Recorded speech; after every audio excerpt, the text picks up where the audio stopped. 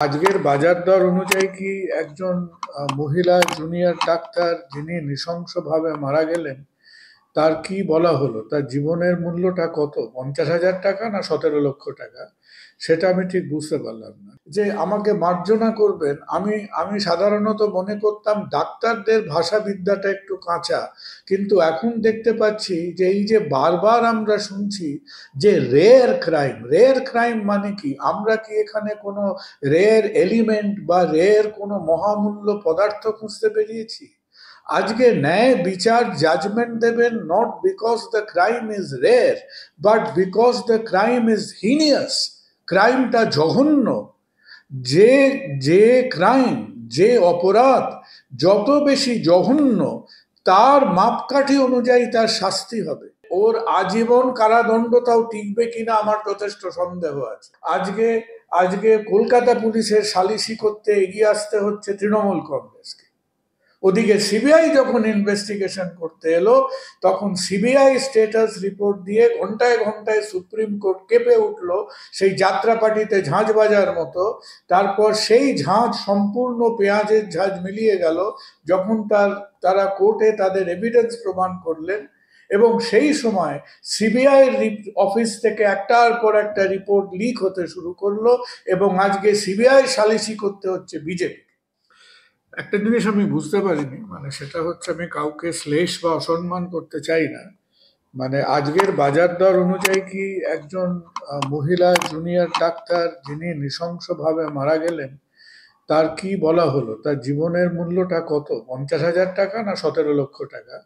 সেটা আমি ঠিক বুঝতে পারলাম না। তো যাই হোক, সেটা আমার মনে হয় যে আমাদের ন্যায় বিচারের মধ্যে যারা আছেন তারা কোনোদিন যদি সময় পান আমাদের একটু বুঝিয়ে দেবেন যে কোনটার ভ্যালুয়েশন কতটা। আজকে তো ভ্যালুয়েশনের যুগ, তো আমরা সেই প্রশ্নের ক্ল্যারিফিকেশনের দিকে চেয়ে রইলাম।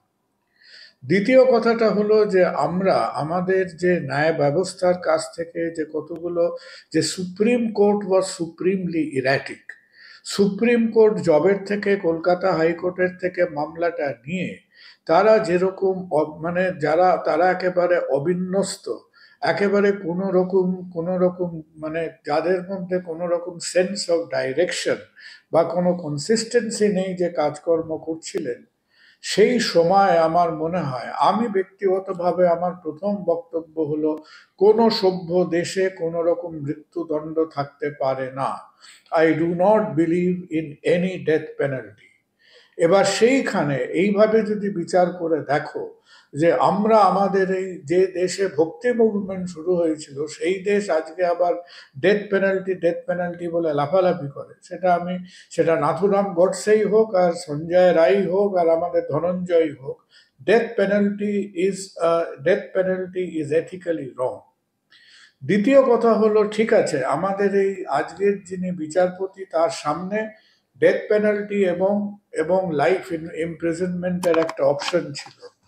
আমি যদি চিন্তা করে দেখি যে কেন তিনি ডেথ পেনাল্টি দেননি, কারণ তার সামনে এই কেসটার যে সলিডিটি, এই কেসটার যে সাক্ষ্য প্রমাণ, যে ইনভেস্টিগেশন, সেই ইনভেস্টিগেশনের সাক্ষ্য প্রমাণের যে অবস্থা, যেখানে একটা ইনকমপ্লিট ইনভেস্টিগেশনের সময় করে সিবিআই কোনো একটা অজ্ঞাত কারণে ধমাস করে একটা চার্জশিট প্রেজেন্ট করেছে, এখনো ভিসেরা রিপোর্ট বা অনেক কিছু রিপোর্ট সাবমিটেড হয়নি, এখনো তারা এই কেসটার সঙ্গে জড়িত যে এভিডেন্স সাপ্রেস করা হয়েছিল কিনা, ট্যাম্পার করা হয়েছিল কিনা, তার ক্ল্যারিফিকেশন দিতে পারেনি।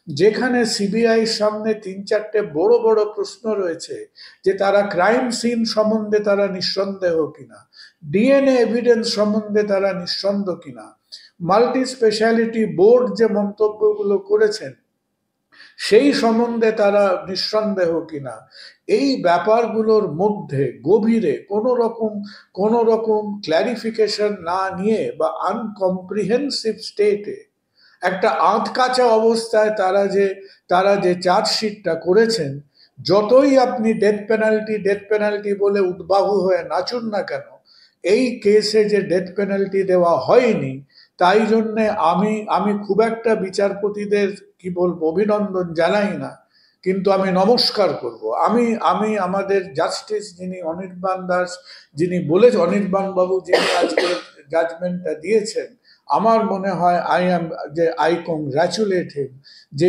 উনি তার সময় তার তার পরিপ্রেক্ষিতটা দেখে I think he has come to the right judgment. Sir, আজকে বিচারপতি অনির্বাণ দাসকে বলতে শোনা গেল যে এই কেস, মূলত আরজি কর কেস, তার কাছে রেয়ারেস্ট অফ রেয়ার ক্রাইম হিসেবে গণ্য হলো না। কোথাও গিয়ে কি দেখো, সিবিআই আমার আবার বিরল? দুটো দুটো ব্যাপারে খুব এক্সেপশন আছে। একটা হচ্ছে হঠাৎ করে এই 50,000 17 লক্ষ এই ভ্যালুয়েশন গুলো আমি ঠিক বুঝতে পারলাম না। আর দ্বিতীয় কথাটা হচ্ছে যে আমাকে মার্জনা করবেন, আমি আমি সাধারণত মনে করতাম ডাক্তারদের ভাষাবিদ্যাটা একটু কাঁচা, কিন্তু এখন দেখতে পাচ্ছি যে এই যে বারবার আমরা শুনছি যে রেয়ার ক্রাইম মানে কি? আমরা কি এখানে কোনো রেয়ার এলিমেন্ট বা রেয়ার কোনো মহামূল্য পদার্থ খুঁজতে বেরিয়েছি? আজকে ন্যায় বিচার জাজমেন্ট দেবেন not because the crime is rare, but because the crime is heinous. ক্রাইমটা জঘন্য। যে যে ক্রাইম, যে অপরাধ যত বেশি জঘন্য, তার মাপকাঠি অনুযায়ী তার শাস্তি হবে। এবং সেই শাস্তিটা আমাকে যদি কোর্ট থেকে আদায় করতে হয়, তাহলে কোর্টের সামনে আমাকে সেই মতো একটা কম্প্রিহেন্সিভ সাক্ষ্য প্রমাণ আমাকে কোর্টের সামনে রাখতে হবে। আজকে একটা কথা বলাটা খুব আনফ্যাশনেবল হবে, কিন্তু চিন্তা করে দেখুন, এটা যদি একটা সমাজের নিম্ন স্তর থেকে ঘুরে বেড়া মানুষ, যার না আছে পরিবার, না আছে টাকা পয়সা, একটা ভ্যাগাবন্ড টাইপের লোক সঞ্জয় রায় যদি না হতো, যদি একটা সাধারণ মধ্যবিত্ত পরিবারের মানুষ হতো, যার আবার পিছনে পিছনে দু একটা পলিটিক্সের সুতো খুঁজে পাওয়া যেত, এবং আজকে অল্প সময়ের মধ্যে তার এগেনস্টে যে ডিএনএ এভিডেন্স এটসেট্রা আছে, এই ডিএনএ এভিডেন্স সম্বন্ধে আমরা সিবিআই দপ্তর থেকে যে রিপোর্টটা শুনেছি, এই ডিএনএ এভিডেন্স কোর্টে যখন এটাকে নিয়ে যদি বচসা হয়, তাহলে ওর আজীবন কারাদণ্ডটাও টিকবে কিনা আমার যথেষ্ট সন্দেহ আছে। একদমই। স্যার, এর আগে নির্যাতিতার মা এবং নির্যাতিতার বাবাকে একদম খুবই স্পেসিফিক ভাবে বলতে শোনা গিয়েছিল সেই দিন, ঘটনার দিন রাত্রে, নির্যাতিতার যারা সহপাঠী ছিলেন, যে চারজন সহপাঠী এবং ডক্টর অর্ক সেন, যিনি একদম ফুড ডেলিভারি অ্যাপ থেকে খাবার ডেলিভারি করে আনিয়েছিলেন, সেই ডেলিভারি অ্যাপের শোনো লোকজনকে। পৌলমী, আমি একটা কথা বলি তোমাকে। এই যে তুমি গুনে গুনে বললে 165, 66, 67 কতদিন হয়ে গেছে, আমি তার বাবা মার প্রতি আমার নমস্কার, শ্রদ্ধা, এবং যে জুনিয়র ডক্টররা আরজি করের পরিধির মধ্যে ছিল, আজকে বাবা মা এবং তার সমব্যথী সাপোর্টার যে জুনিয়র ডক্টররা আছেন, আপনাদের যদি মনে হয় এবং সন্দেহ থাকে যে আরো 5 জন, 6 জন, 7 জন, 10 জন এই ঘটনা, এই অপঘাতের সঙ্গে জড়িত, আপনারা দয়া করে তাদের নাম এফিডেভিট করে কোর্টে জমা দিয়ে বলুন যে আমরা ইনভেস্টিগেটিং অথরিটিকে 1 to 10 এই মানুষদের এগেনস্টে তাদের ডিএনএ সোয়াব করে, তাদের সার্কামস্ট্যান্সিয়াল এভিডেন্স গ্যাদার করে আমরা ইনভেস্টিগেশন চাইছি। এখন আর রাগ ঢাক গুড়গুড় করার সময় চলে গেছে। সুতরাং আজকে আজকে আমাদের অভয়ার বাবা ও মা তাদের বুকে সমস্ত ব্যথা তারা হজম করে অত্যন্ত ভদ্রতার সঙ্গে, অত্যন্ত সহনশীলতার সঙ্গে সবাই সামনে আসছেন।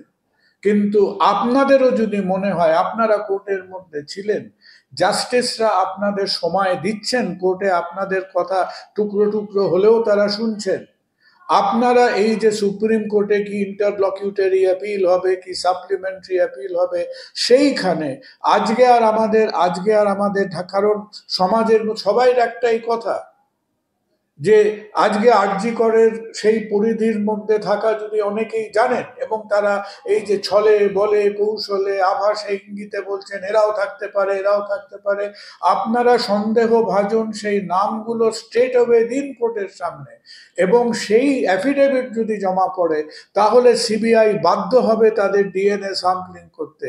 সিবিআই বাধ্য হবে তাদের হাতে যেটুকু সিসিটিভি ফুটেজ আছে তার সঙ্গে মিলিয়ে দেখতে তারা আছে কিনা।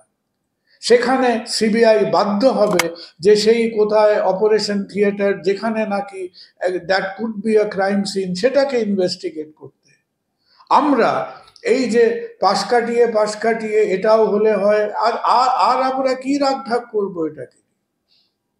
আর সব থেকে যেটা আমাদের একজন অতি সাধারণ নাগরিক হিসেবে আমাদের যেটা দুর্ভাগ্য এবং লজ্জার বিষয়, যে কলকাতা পুলিশের সামনে যে ইনভেস্টিগেশন করলো সেই নিয়ে মানুষের বহু বহু আক্ষেপ, বহু বহু সমালোচনা, তার সেই crime scene protection, postmortem, cremation সব থেকে, এবং আজকে আজকে কলকাতা পুলিশের সালিসি করতে এগিয়ে আসতে হচ্ছে তৃণমূল কংগ্রেসকে। ওদিকে সিবিআই যখন ইনভেস্টিগেশন করতে এলো, তখন সিবিআই স্ট্যাটাস রিপোর্ট দিয়ে ঘন্টায় ঘন্টায় সুপ্রিম কোর্ট কেঁপে উঠলো, সেই যাত্রাপাটিতে ঝাঁঝ বাজার মতো। তারপর সেই ঝাঁঝ সম্পূর্ণ পেঁয়াজের ঝাঁঝ মিলিয়ে গেল যখন তারা কোর্টে তাদের এভিডেন্স প্রমাণ করলেন, এবং সেই সময় সিবিআই অফিস থেকে একটার পর একটা রিপোর্ট লিক হতে শুরু করলো, এবং আজকে সিবিআই সালিসি করতে হচ্ছে বিজেপি। তো আমরা কত বড় একটা দুর্ভাগা দেশ চিন্তা করে দেখুন, যে একটা কর্মক্ষেত্রে একটা 31 বছরের প্রফেশনাল মারা যায়, এবং তাদের ইনভেস্টিগেশন কি রাজ্য স্তরে কি কেন্দ্রীয় স্তরে আমরা একটা সৎ এবং স্বচ্ছভাবে করে উঠতে পারি না।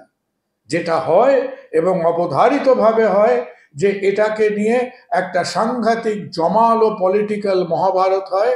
এখন এই পলিটিক্যাল মহাভারতে সঞ্জয় রায় থিওরি হচ্ছে তৃণমূলের ভার্সন, একাধিক মানুষের থিওরি হচ্ছে বিজেপির ভার্সন, এবং এই উভয় দিকে দুই নৌকায় পা দিয়ে হাঁটতে গিয়ে আমাদের ইনভেস্টিগেশন অথরিটিরা একেবারে দেশের দেশের হাইয়েস্ট পসিবল ইনভেস্টিগেশন অথরিটিরা তারা মুহূর্তে মুহূর্তে, ক্যালকাটা পুলিশ যদি ডান পায়ে হোঁচট খেয়ে থাকতো, সিবিআই বাঁ পায়ে হোঁচট খাচ্ছে। আর আমরা কিছু অসহায় মানুষ আজকে বসে বসে ভাবছি যে আজকে এই ঘটনা যদি আমার বাড়িতে হয়, যদি আমার কর্মক্ষেত্রে হয়, যদি আমার পাড়ায় হয়, আমি কার কাছে যাব? পুলিশের কাছে গেলে সে কি কান পেতে আমার খবর, আমার অভিযোগটা শুনবে? তার কি একটা সুরাহা হবে? যদি কোনো মতে এইরকম ইনভেস্টিগেশন অথরিটির কাছে যেতে হয়, হ্যাঁ, এরা হচ্ছে সেই যেরকম শরতের হাওয়ায় কাশফুলগুলো দোলে, একদিক দিয়ে হাওয়া দিলে পুলিশ হেলে যাচ্ছে, আরেক দিক দিয়ে হাওয়া দিলে সিবিআই হেলে যাচ্ছে। এবং আর একবার আমি বলবো যে সে যা মনে করি করুক না কেন, আজকের কোর্ট থেকে যে ডিসিশনটা বেরিয়েছে, যে ডেথ পেনাল্টিকে আমরা যদি ফাইনাল ক্লোজার বলে দেখি, তাহলে এই কেস এখনো ফাইনাল ক্লোজারের কাছাকাছিও এখন এসে পৌঁছায়নি। একদমই। স্যার, একটা প্রশ্ন থেকে যাচ্ছে, আজকেই কি তাহলে অভয় মামলার সব শেষ হয়ে গেল, না এরপরেও কি সাপ্লিমেন্টারি যে চার্জশিট তাকে দিতে পারবে সিবিআই? কি বলবেন? দেখো, সেটা এখন সিবিআই কি করবে সিবিআই এর উপরে নির্ভর করে, সিবিআই এর অবজেক্টিভিটি কি বাকি আছে তার উপর নির্ভর করে। দ্য পলিটিক্যাল, এই যে আমি তুমি আমার তোমার মতো কিছু আবেগপ্রবণ মানুষ, এই যে সাধারণ মানুষের হয়ে কথা বলছি, ন্যায় বিচার নিয়ে আমরা রাস্তায় ডিগবাজাই খাচ্ছি, আমাদের এই আবেগের পিছনে তো আমার মনে হয় প্রচ্ছন্ন রাজনৈতিক দাবা খেলা চলছে। আবেগ তো এটাকে ডিসাইড করবে না, এটাকে ডিসাইড করবে কোন রাজনৈতিক বোদ্ধা, কোন চাণক্য কোন দাবার চালটা দিলেন।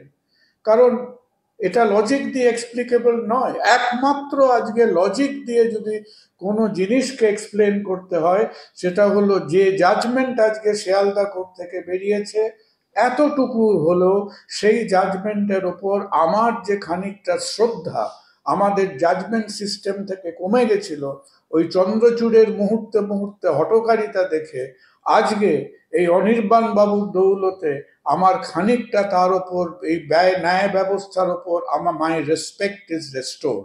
একদমই। স্যার, আমার একদম একদম শেষ শেষ দুটো প্রশ্ন আপনার কাছে। রাজ্যের মুখ্যমন্ত্রী মমতা বন্দ্যোপাধ্যায় তিনি বলছেন যে ফাঁসির দাবিতে আমরাও মিছিল করেছিলাম। আরজি কর মামলায় কি রায় হবে সেটা তো একদম নির্ভর করবে তদন্তকারী সংস্থা কিভাবে কেসটি আদালতে উপস্থাপিত করবে তার উপরে। তবে আমরা তো 3টে কেসে পরপর ফাঁসি দিয়েছি, এত 54 দিনের মধ্যে প্রত্যেকটা বিচার হয়েছে। রাজ্য পুলিশ অত্যন্ত দক্ষতার সঙ্গে প্রত্যেকটি মামলায় তদন্ত করেছে, কি বলবেন?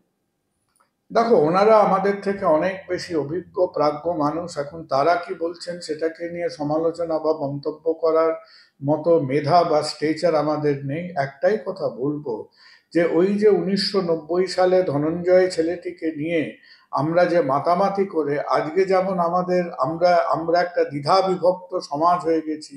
একটা হাফ বলছে, একটা অর্ধ বলছে যে আজকে সঞ্জয়, অন্যরা বলছে আরো আছে, তাদের খুঁজে বার করো। তখন আমি শুনেছিলাম, আমি কলকাতায় ছিলাম না, কয়েকশো মানুষ নাকি মোমবাতি নিয়ে দাঁড়িয়েছিল যেখানে ধনঞ্জয়কে ফাঁসি দেওয়া হচ্ছিল।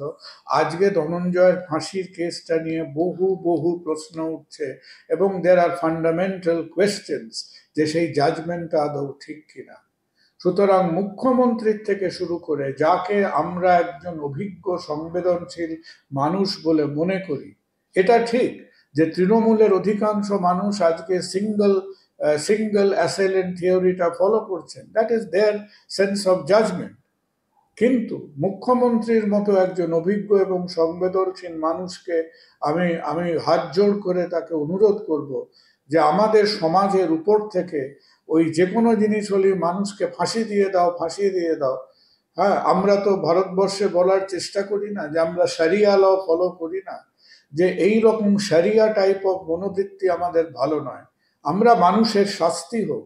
এবং তার আগে মুখ্যমন্ত্রীকে অনুরোধ করব যে আপনার চোখের তলায় এবং আপনার গাইডেন্সে যেন আমাদের পুলিশ যথার্থভাবে এই ক্রাইমগুলোকে ইনভেস্টিগেট করতে পারে, আপনি তাদের হাতটা শক্ত করুন।